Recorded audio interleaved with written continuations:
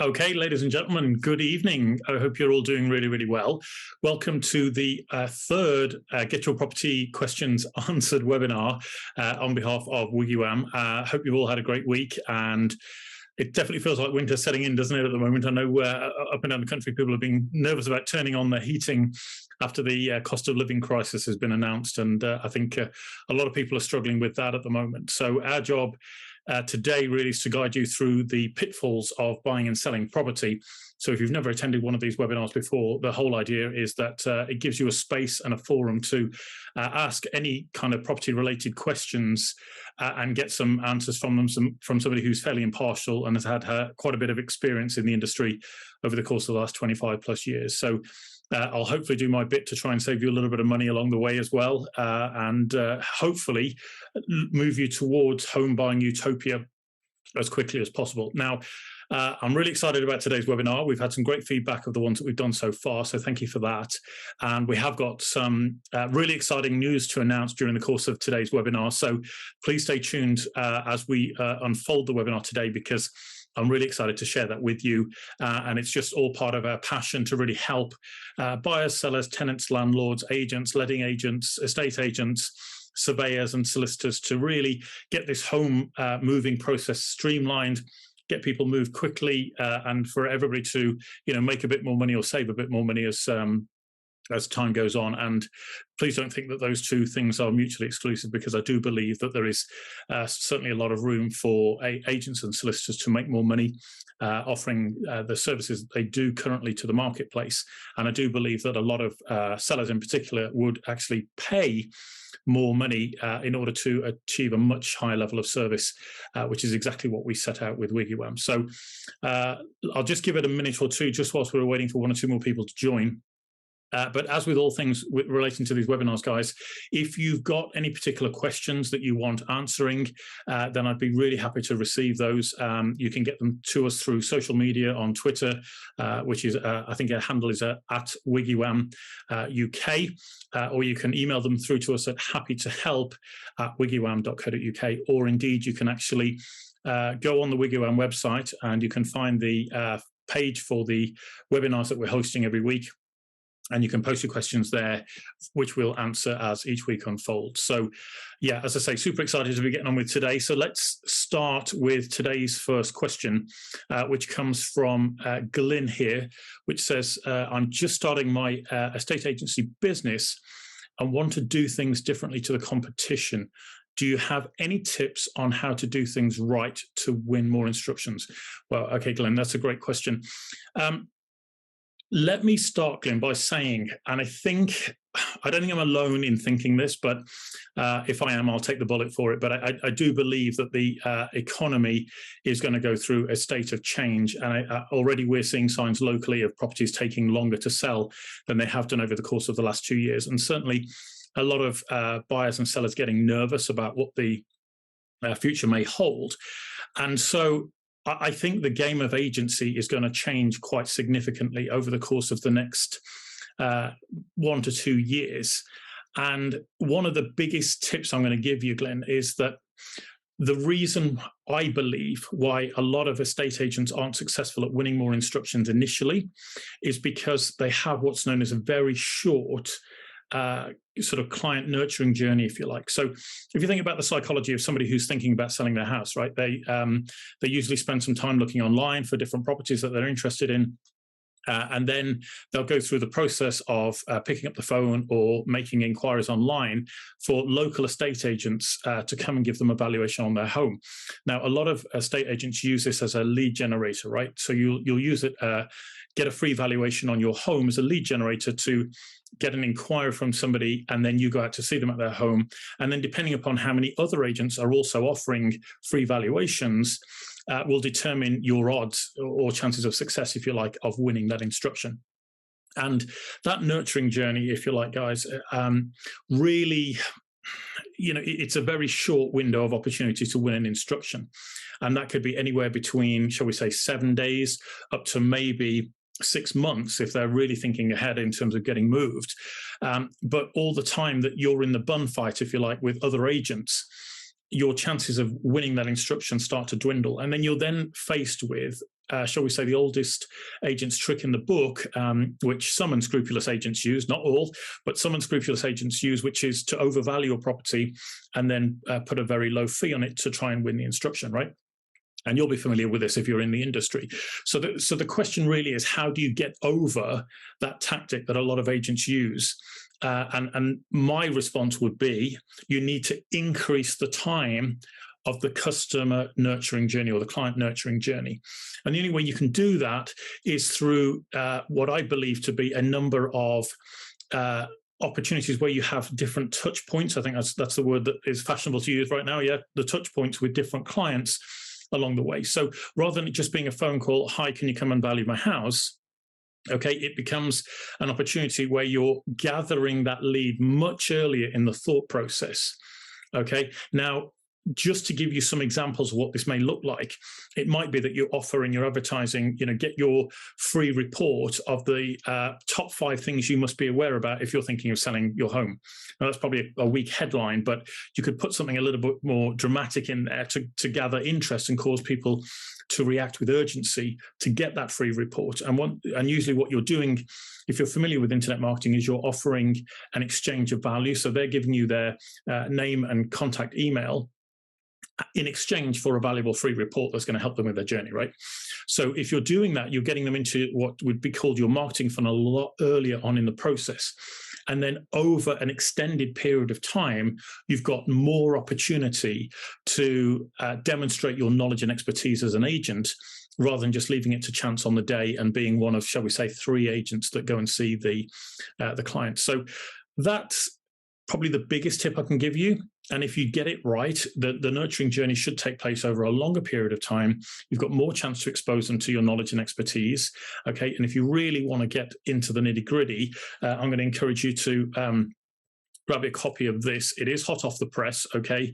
And I won't say too much more about it because I don't want this webinar to turn into a shameless plug about what we do at WiggyWam, but I'm going to encourage you to grab a copy of Estate Agent Secrets. And it does come in as a trilogy, excuse me. So it will help you unfold and unpack this client nurturing journey. And I've shared everything with you in terms of the step-by-step process you need to go through to stand the best possible chance of getting the client on your books rather than your competition. So hope that's been useful, Glenn. Obviously, if you need any more information on that, let me know. I'll be happy to guide you through what we're doing. We also run a 12-week boot camp for agents to really turbocharge their marketing and really help them with this. So I think it's going to be vital as the economy changes. We're going to go from this setup, if you like, with agents at the moment where they just say, oh, we advertise our properties online, to actually really going back to working hard for our money as agents in the business. So don't want to labour on too long, Glenn. Hope that's been helpful. But please reach out to me if there's anything else I can do to support you in that journey. Okay, so onwards with question number 2. This is coming in from Kerry.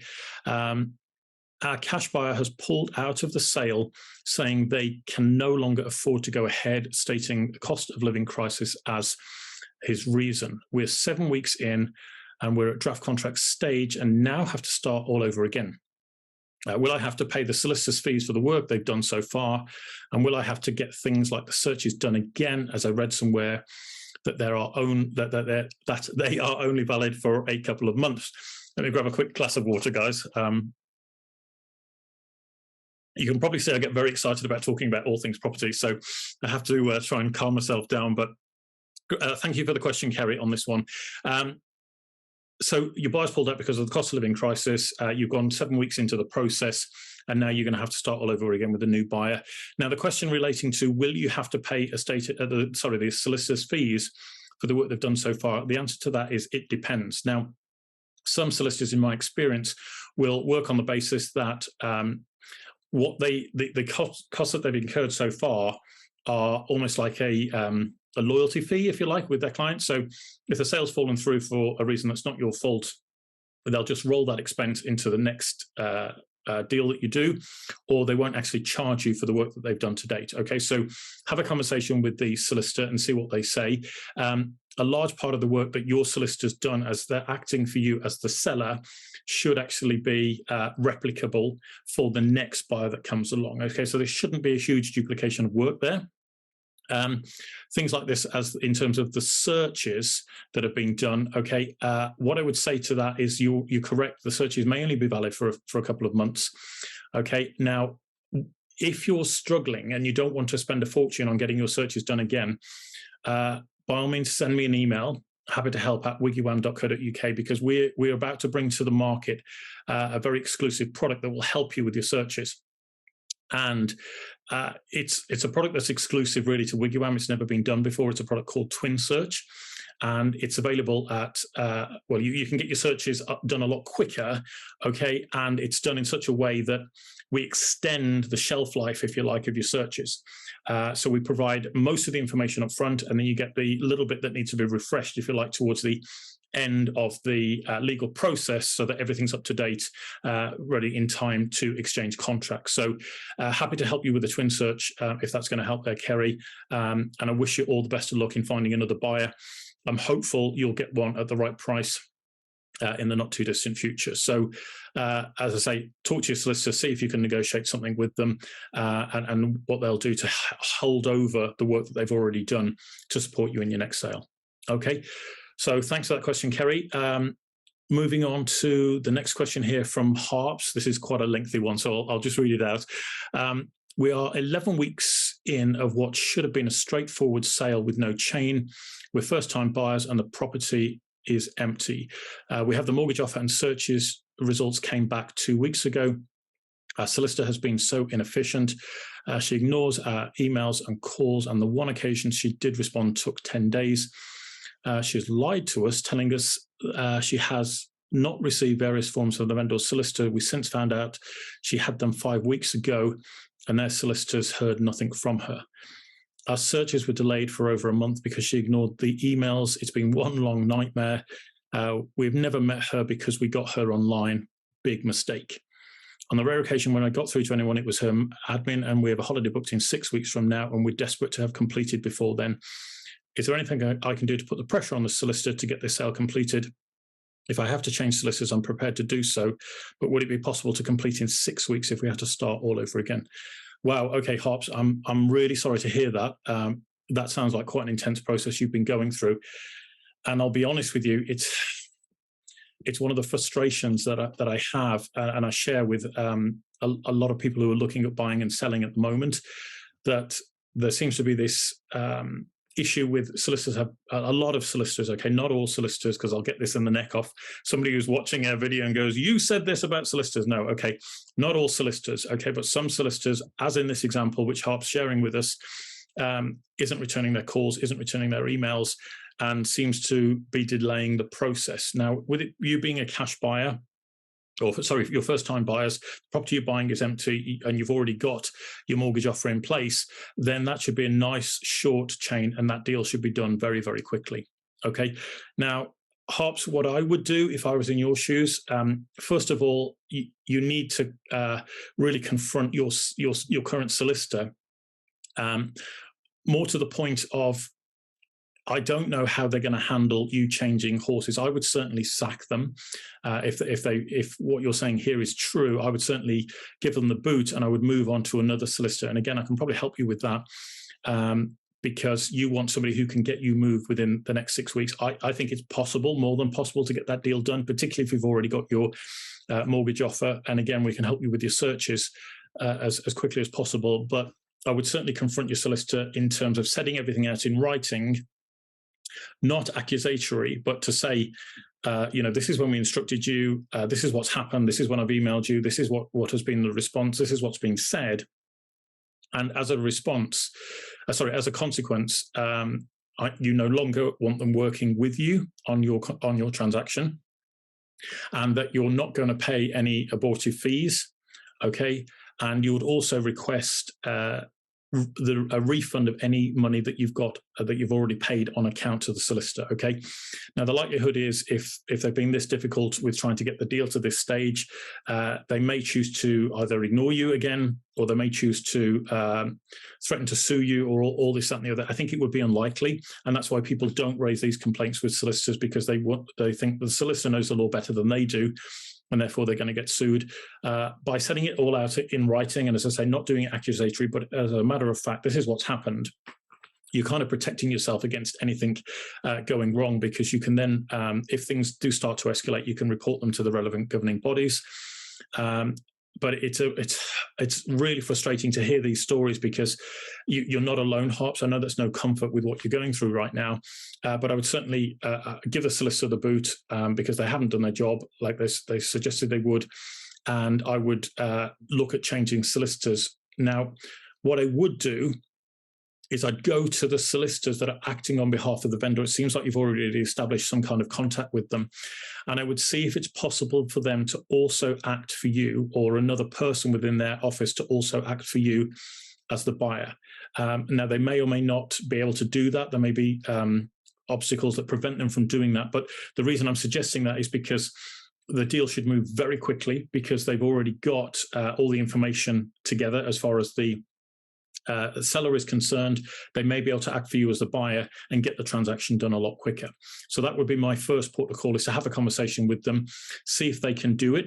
If not, can they recommend a solicitor that they've worked with and have a good working relationship with, where they can get pretty much guarantee they'll get the deal done within 6 weeks. And then that would be the route that I would take, because a lot of solicitors do sometimes have preferred relationships where they just vibe, for want of a better word, with another solicitor, and they'll get the transaction fast-tracked and get it through. Okay, so as I say, heartbroken you've had to go through that, Harps. I really feel for you, because I say you're not alone, but you've got to take action now, because the longer this situation goes on for, you're going to sit in that frustration, and that's going to drag you down, and then the more chance you've got of the deal falling through, because the seller gets fed up and starts threatening to pull out of the deal, and ultimately it's not your fault. Okay, it's just a bad choice of a professional.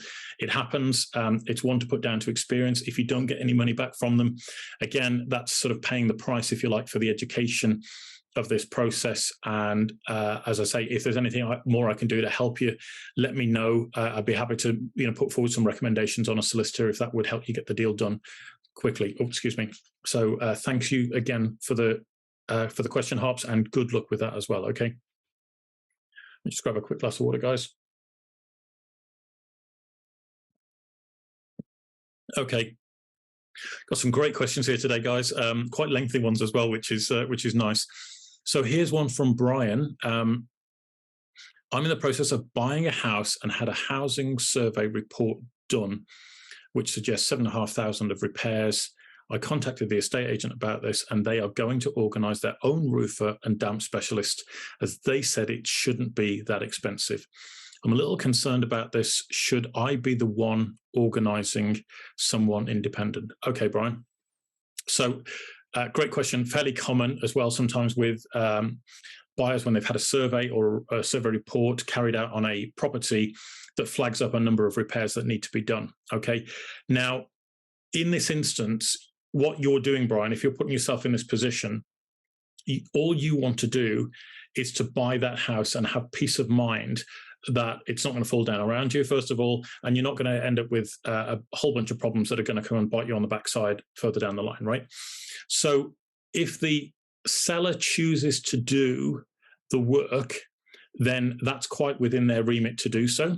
Okay, but what you want to be certain of is, has the work been done to an acceptable standard? And this might be a case of going back to the surveyor that's done the report for you, telling them what's going on and saying, look, they're offering to do this repair work for us that we've identified in the report. Would they be happy to re-inspect the property once the work's been done to certify basically that it's been done to a suitable standard?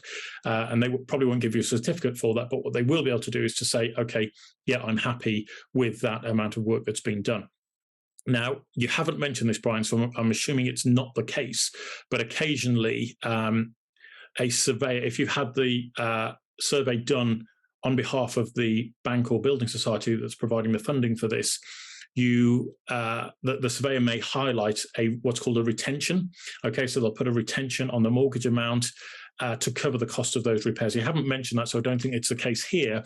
But what I would suggest is that if that is the case, the work will have to be done prior to completion, and it's better that the seller does it, because you haven't then got to find that additional 7,500 to buy the property initially, cover the works, and then get the money back from the lender. Okay, so all you want to do is have comfort that the work's been done to a good standard. I would tackle it by getting the surveyor to go back and have another look, or also organizing your own people to go and have a look at it. And then what you might decide that you do is you get the two quotations in front of you for the different elements of work that need to be done, and then you either agree a deal with the seller to split the difference on what it costs to get this work repaired. It's entirely up to you. I don't know what your plans are with the property. Sometimes, people are buying properties with the intention of extending them or renovating them or doing some further work, which might ultimately negate the need to actually do the repairs that have been highlighted in the report. So that's something worth bearing in mind as well as you go through this journey. But that's probably how I'd handle it. And yeah, wish you all the best of luck with that, Brian. Hope it all goes well, and hope you get in there well before Christmas, which would be great. All right. Thank you for that, Brian. And another question here, just before we get on to our exciting news, guys. All right. I hope you're as excited as I am, because, yeah, I'm really thrilled to be talking about what we're going to talk about in a second. But anyway, Jack has come in with a question here. Again, it's quite a lengthy one, so I'll read it to you guys. In January, we viewed a property but decided to go for another one. That sale fell through. We saw the previous property had been relisted with a new agent. I contacted the new agent and mentioned we had viewed the property in January and wanted to make an offer. The seller rejected our offer because the previous agent demanded the completion fee for any buyers that had viewed the property with them. Okay. The seller did not want to pay two sets of fees, understandably. In the end, we had to pay the first agent's fees, which was 1% of the sale price. We completed last month. My question is, was it legal what the first agent did? I've been advised to speak to Citizens Advice Bureau. It doesn't seem fair that other than a 15-minute viewing with this agent, we had no further contact but ended up a couple of grand out of pocket. Okay. All right, Jack. So brief précis of the situation. Jack looked at a property in January, decided to go for another one. Then that property that he went for fell through. He then went back to the original property, which had then been moved on to another estate agent. Okay. Now, Jack's complaining here that he's paid the fees to the first estate agent that listed the property for sale.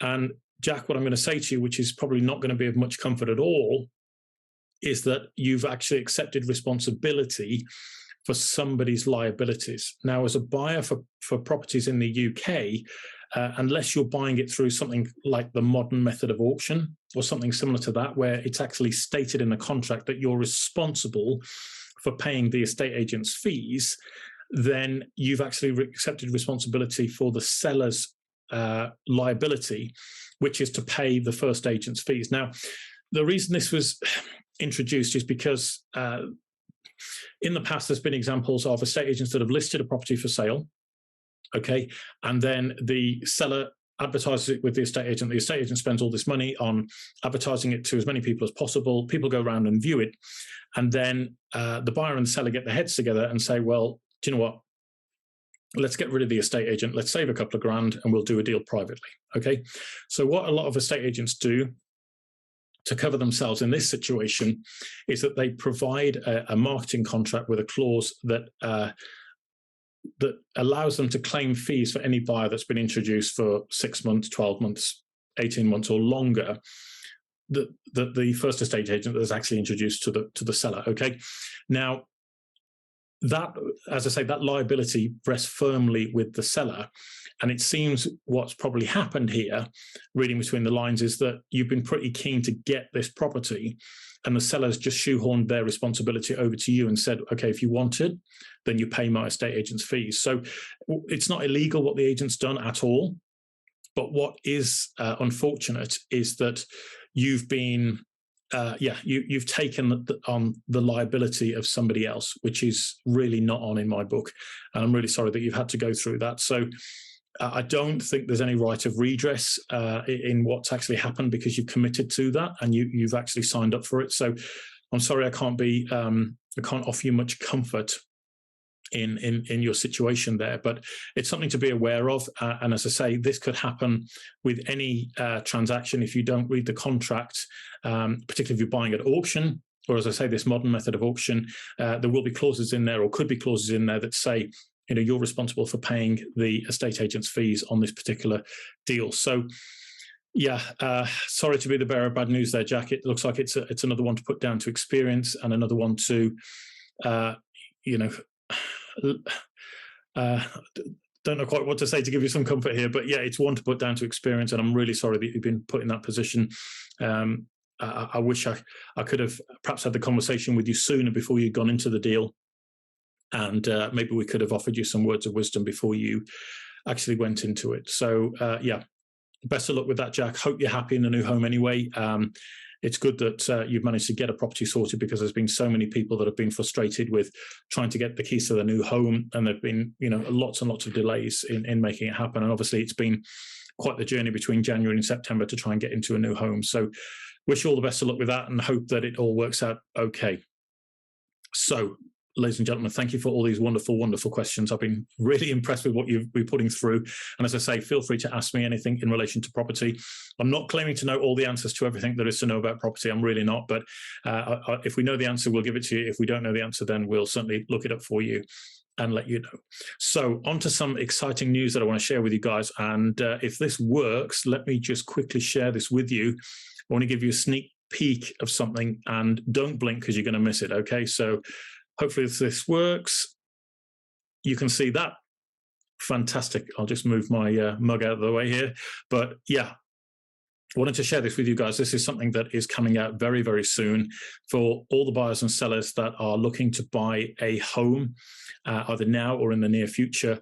Then this is going to be something that will be pretty revolutionary and pretty life-changing. So look out for that, because I'm going to be making further announcements about that in the not too distant future. And I'm really excited as to how we're going to be able to help more and more people move home without all the stress, and without all the heartache when deals fall through, and without all the added expense that goes on when things don't quite work out as they should do for people. So yeah, keep an eye open for that. It's just one of the many things we've got up our sleeve as far as WiggyWam is concerned, to help people, whether, as I say, whether you're a buyer, seller, letting agent, estate agent, surveyor, solicitor, tenant, landlord, property investor, everybody else, removals people that are connected with the home buying and selling process. We're here to help you.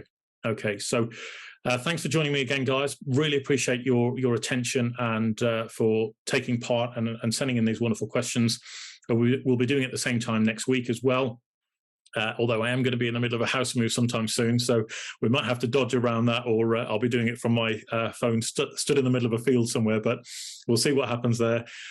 Thank you once again for joining me, and I look forward to joining you again on another webinar very, very soon. So look after yourselves. Goodbye, guys, and see you very soon. Take care.